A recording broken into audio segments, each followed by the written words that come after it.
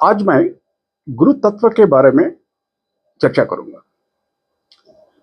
गुरु तत्व का मतलब क्या है, गुरु का कृपा कैसे पाना है और एक असली गुरु या नकली गुरु को कैसे पहचानना है। इन तीनों विषयों के बारे में मैं चर्चा करूंगा।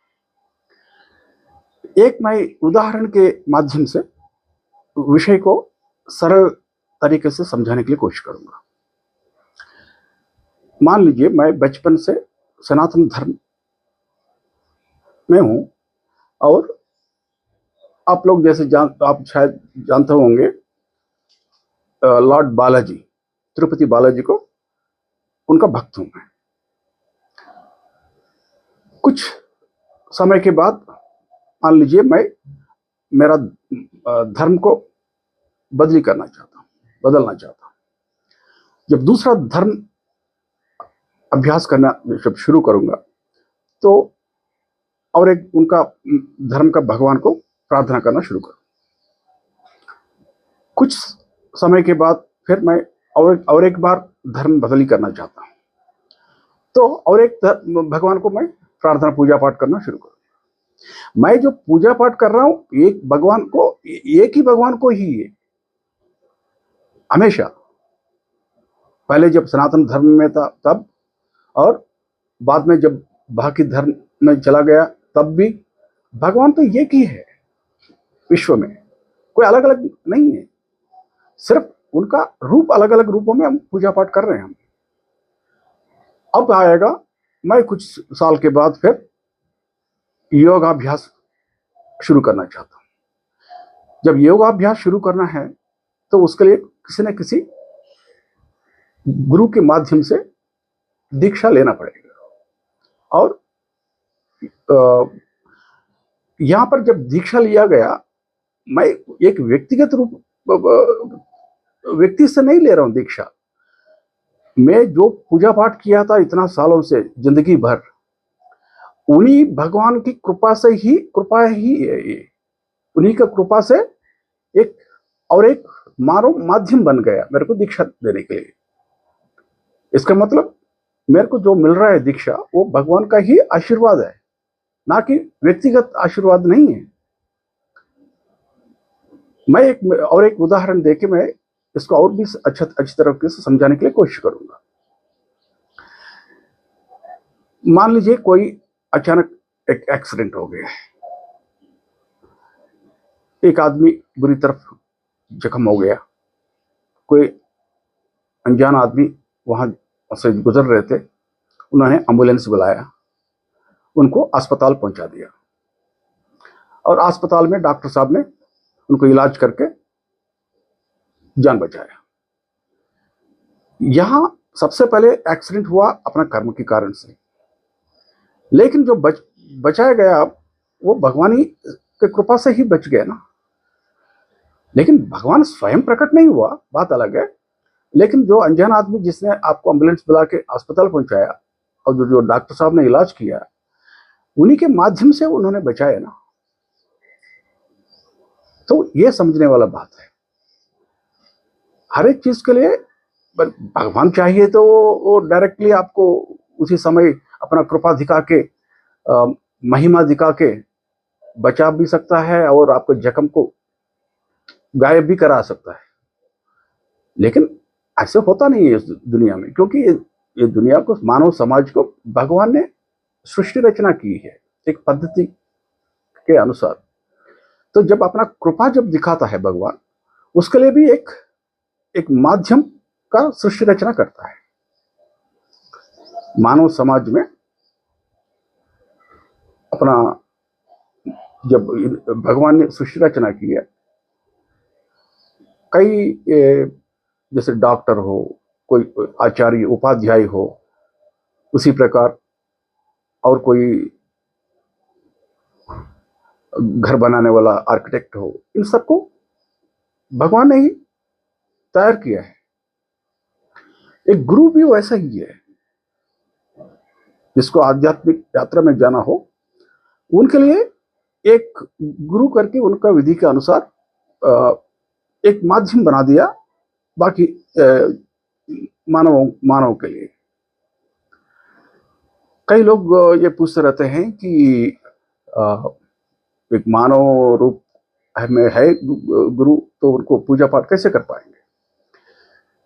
मैं इसके लिए और एक उदाहरण दूंगा आपको। जैसे आप सब जानते हो, आप लोग अपना माता पिता को प्रणाम करते हैं। आप सोचते हैं कि अपना पिता को प्रणाम कर रहे हो आप, लेकिन वास्तव में वो प्रणाम अपना पिता का पिताजी, अपने दादाजी को, और उसी प्रकार उनका आपका सारे पूर्वजों को, और आखिरी में ब्रह्मदेव जी को एक ही क्षण में पहुंच रहा है।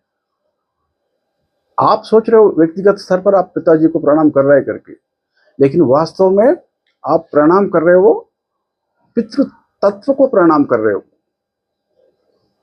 उसी प्रकार माता जी को, ये माता जी के लिए नहीं कर रहे हो प्रणाम, वो प्रणाम उसी समय सारे पूर्वजों को और आखिरी में मां सरस्वती देवी को पहुंचती है। यहां आप मातृ तत्व को प्रणाम कर रहे हो। उसी प्रकार जब एक गुरु को जब प्रणाम करते हो, वो गुरु को ही नहीं व्यक्तिगत रूप से, वो प्रणाम सीधा पहुंचती है शंकर भगवान को, जो कि दक्षिणामूर्ति के रूप में मानव जाति का पहले गुरु है।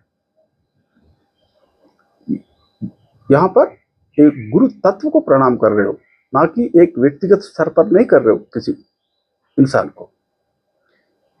ये खास बात है समझने वाला। दूसरी बात, एक गुरु का कृपा कैसे हम पा सकते हैं, इसके लिए भी मैं एक मिसाल दूंगा। गुरु का कृपा जो है हमेशा सूर्य भगवान की तरफ सबके ऊपर बराबर होती है। जैसे आप अगर घर से बाहर नहीं निकलोगे, अपना सूर्य भगवान का किरण आपके शरीर के ऊपर कैसे पड़ेगा, और विटामिन डी की डेफिशिएंसी भी हो सकती है। उसी प्रकार अगर भगवान का कृपा, अगर आपको गुरु का कृपा आपको पाना है, पहले संकल्प तो होना चाहिए, और इसमें भी सच्चा दिल से, इसमें कोई झूठा कपट नहीं चलेगा। भगवान उसी समय जानता है आपके दिल में क्या है, विचार सोच विचार क्या चल रहा है। सच्ची दिल से अगर आपको गुरु का कृपा पाना चाहते हो, आप गुरु का सेवा करके, जो कि मानव रूप में भगवान ने ही प्रसाद किया है आपको, वो गुरु तत्व को आकर्षित करना चाहिए। और शरणागति ऐसी चीज है, कई लोग पूछते रहते हैं कि शरणागति हमें कैसे प्राप्त होगा। शरणागति आप ऑर्डर नहीं कर सकते हो। मैं और एक उदाहरण दूंगा उसके लिए भी। जैसे आप सोना चाहते हो, नींद को आप ऑर्डर नहीं कर सकते हो, आपको सिर्फ तैयारी कर सकते हो। कमरा साफ सुथरा, कमरा में जाओगे, जब यकीन करो कमरा ज्यादा गर्मी नहीं है, और ज्यादा ठंड नहीं है, और कोई मच्छर वगैरह नहीं घूम रहा है। ये पूरा यकीन करने के बाद आप बिस्तर के ऊपर लेटना भी पड़ेगा, उसके बाद आंख बंद भी करना पड़ेगा, तब आपको नींद कृपा करेगा और आप निद्रा अवस्था में चले जाओगे। आप ऑर्डर नहीं कर सकते हो नींद को, आप अपनी तरफ से तैयारी कर सकते हो उसके लिए। इसी प्रकार शरणागति भी ऐसा ही है। आप गुरु का सेवा करना शुरू करो, जितना हो सकता है अपनी क्षमता के अनुसार।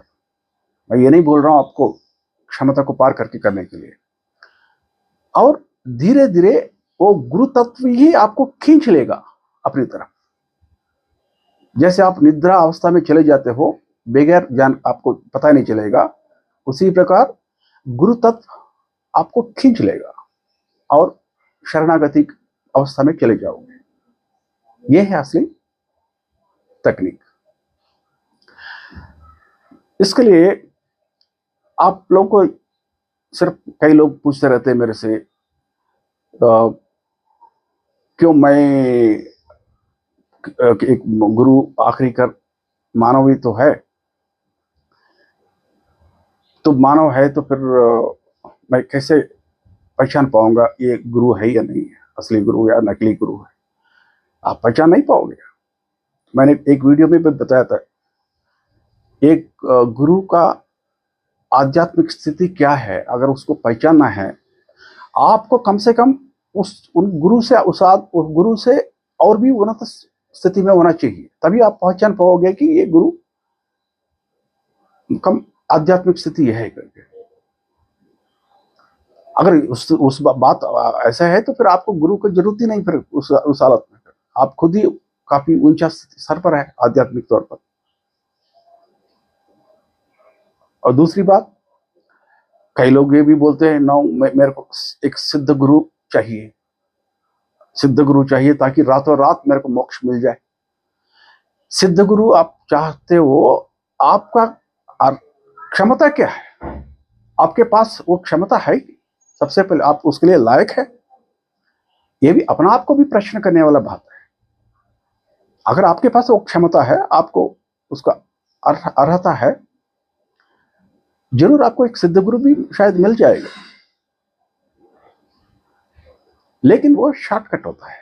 इस शॉर्टकट के चक्कर में कभी नहीं पड़ना। आप अपना काम कर लीजिए, श्रम कीजिए, और धीरे धीरे आपका आध्यात्मिक उन्नति होता रहेगा। उसके लिए मैं सिर्फ इतना कहना चाहता हूं, जब किसी भी गुरु को ढूंढोगे, उनका बैकग्राउंड वगैरह देख लीजिए, उनका कोई परंपरा में भाग है कि नहीं, और उनसे दीक्षा ले सकते हैं। ज्यादा आप जजमेंट नहीं कर सकते गुरु को। जैसे मैंने पहले कहा था, एक गुरु को आप जजमेंट नहीं कर पाओगे।